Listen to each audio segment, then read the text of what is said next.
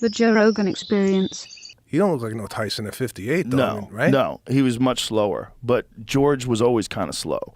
He just has thunderous power. He was never like a real fast guy like Ali or any of those other guys. He was just thunderous, ridiculous power. George was just terrifying. And I don't know the ins and outs of boxing, but is this Logan Paul? Is he a legitimate boxer? A legitimate boxer, yes. People mocked me when I was saying that before, but now I think people are coming around. And the way I look at it, I say if this kid was not a YouTuber, if he wasn't some guy that you knew from the time he was like 16 years old on YouTube, and you just saw him box, and you saw him knock out former UFC champions, you saw him beat legitimate boxers, or beat athletes, and beat a bunch of MMA fighters, you'd go, this kid can fucking fight. He knows how to fight.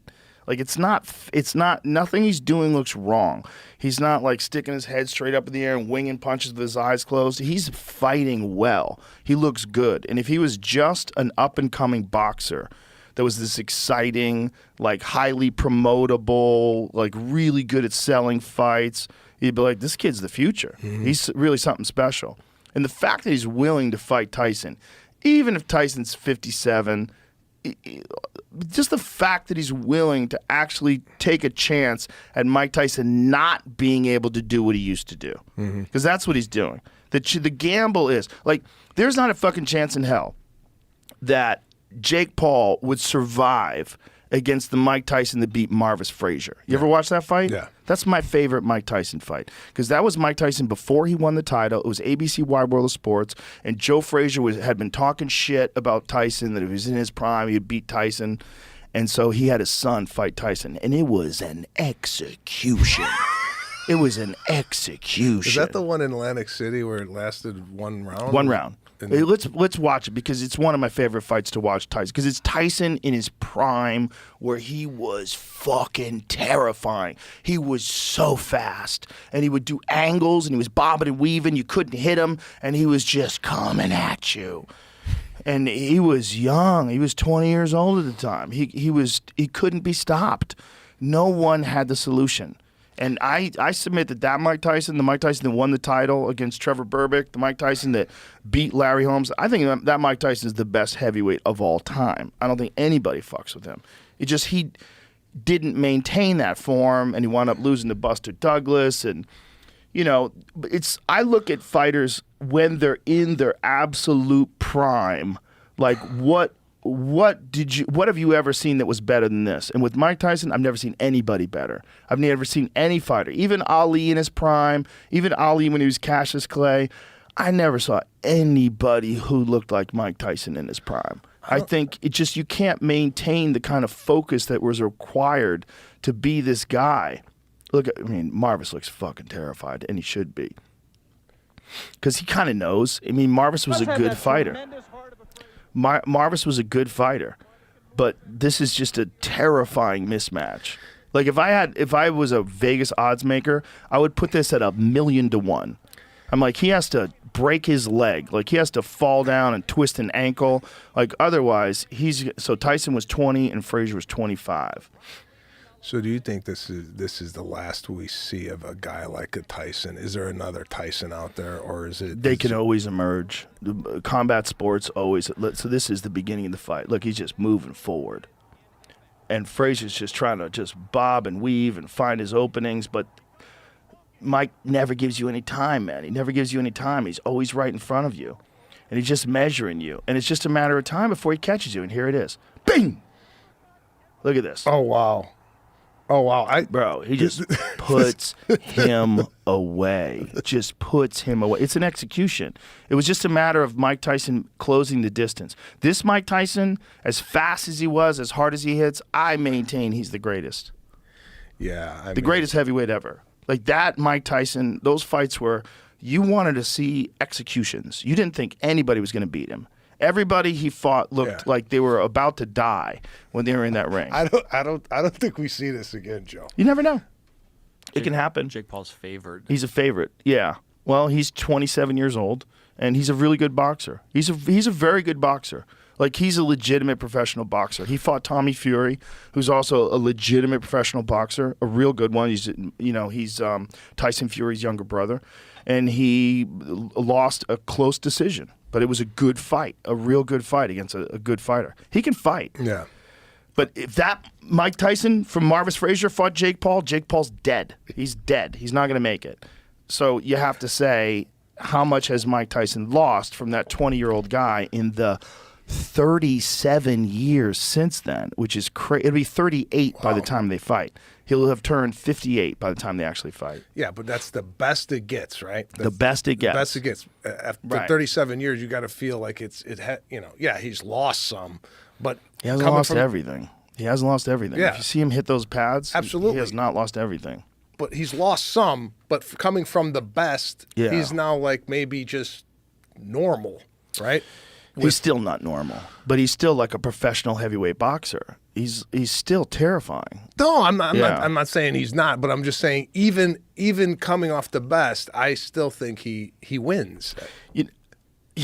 Coming off, it's hard to say because you never bet against a 27-year-old no, I get it. Fighting a 58-year-old. I just what I have in my brain and I can't get out is that.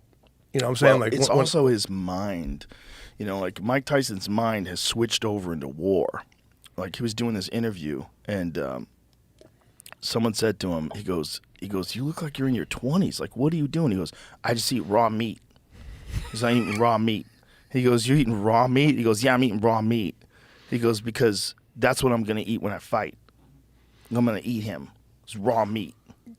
Yeah, see, I was like, Jesus Christ. He's in this fucking mode. He's in that God of War mode. And that he's still got that in him. And I'm telling you, if you keep giving that guy hormones and you keep giving that guy supplements and he's constantly training, hear this. Look at this. What are you eating? Raw meat. Seriously, Mike. You're eating raw meat? Are you swallowing it? Or remember you used to spit that stuff out? I'm going to have to eat it now because my opponent's going to be raw meat. That's right. Do you look like 20 years old? Now, I saw the beginning of this interview where he had a shirt on, right? Yeah. And he was sweating so much he had to take the He took his shirt off, and they just put the microphone on his shoulder. Yeah. Bro, he's in savage mode right now. He's in savage mode. If I was Jake Paul right now, I would be shitting my pants. Oh, bro! If I'm fighting this guy and I see he's eating raw meat, I call the fucking thing off. It's all the experiences that he has had as a conqueror. You have to take those into consideration. When a man has smashed men before, just smashed men, like when no one can stand in front of him, that is in his mind still. That's in there. There's a dark chamber in his mind that he can open up. Yeah. And I think he's got it open. The question is, can his body move along with it? But that part of his mind, like you're clearly seeing, he's terrifying when he's in the zone. I changed the shape of the table because of him. This table was, we had the table that was this size at the old studio, and at the new studio, I was like, maybe we'll make the table smaller. It'll be more intimate. It'll be closer to the guests. So we had Mike Tyson in when he was 300 pounds. And he was just eating and having fun and smoking weed. He goes, I don't even work out. He goes, if I work out, it'll excite myself. It'll excite my ego. And then I don't like that person. So he just decided that he was just going to be chill Mike Tyson. And then he got this offer to fight Roy Jones Jr. Yeah. So he gets in insane shape. And the next time I see him, the second podcast we do, Mike now weighs 230 pounds, and he's got these muscles in his forearms. So he's sitting there, and he's a different human. He's so intense that I was like, if this table was closer to him, I would be nervous. Like, I wouldn't be able to do my best job as a podcaster. That's the reason why this table is this width. Is the second podcast I did with Mike Tyson. Even Jamie, when Mike left, Jamie's like, that's a different person. It's a totally different person, right? I was nervous the whole time. I was so glad I was close to the door. Hoping he went for you first. He was so intense. He was so intense. And that was a fight with Roy Jones Jr., where he just decided, to have one more Legends fight. And he got, look at him. Dude, he's just... What the hell? What do you mean? You're getting excited? Raw meat. Seriously, Mike. Oh, you got both things playing at the same time. Hold on a second. You had animosity towards... So when you finally get your hands on them. Hey, what does it mean when fighting gets you erect? What does that mean?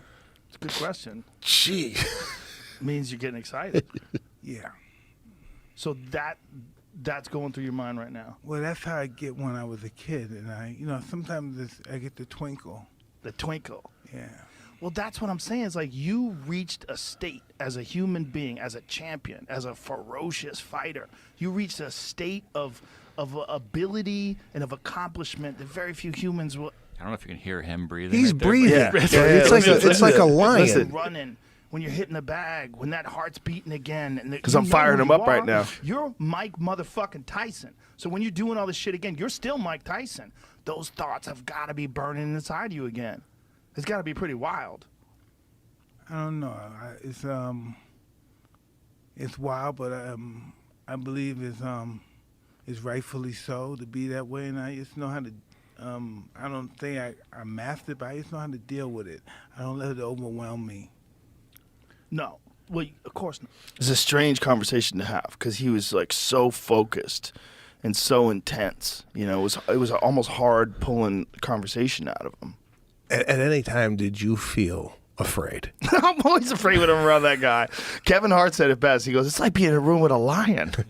Like even if the lion is like... Jamie Foxx's old joke is like someone let a pit bull let loose in the room and they don't know whose it is. And then Jamie's got to play him in a movie, which has got to be terrifying. Like, don't piss that guy off. I never talk like that. Oh, sorry, sir. I'm curious. I'm gonna watch the fight. We're all gonna watch the fight. Yeah. I'm gonna watch it. I mean, it's a brilliant move by Jake, because like if he was gonna fight anybody else, people would watch, but would the same amount of people watch? No. This is the one. And this is the one where the old heads are all sitting around like going, well, fucking wait till he gets a hold of Mike Tyson. Boy, he's going to regret that. And all the old guys are like pulling for him like, Come on, Mike. Come on. One more. You got one more in you. Well, I think we see a different Mike Tyson than we did when he fought Roy Jones, right? I think the Roy Jones fight, they made an agreement not to punch in the head. I'm pretty sure. Because I watched that fight carefully many times. And it never looked like he was targeting Roy's head, which makes sense why Roy agreed to do the fight. Mm-hmm. You know, I think they probably made an agreement. It would be like a real boxing match, but just don't knock me out.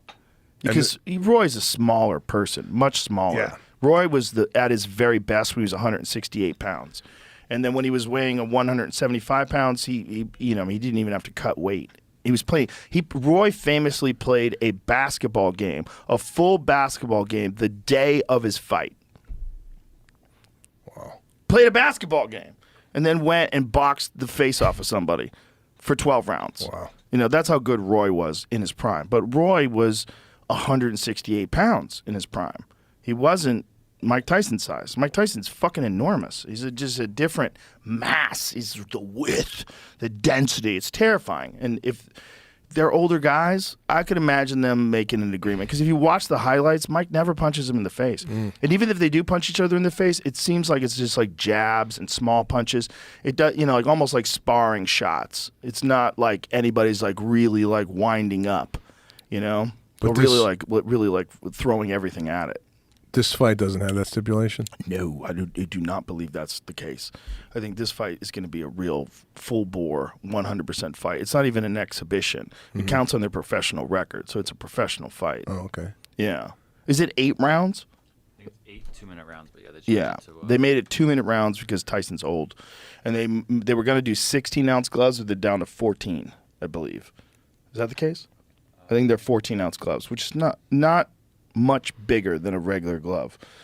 Regular glove is 10 ounces in the heavyweight division, 6 ounces in lighter divisions. I think they use 8 in some divisions too. But most like big guys use 10-ounce gloves.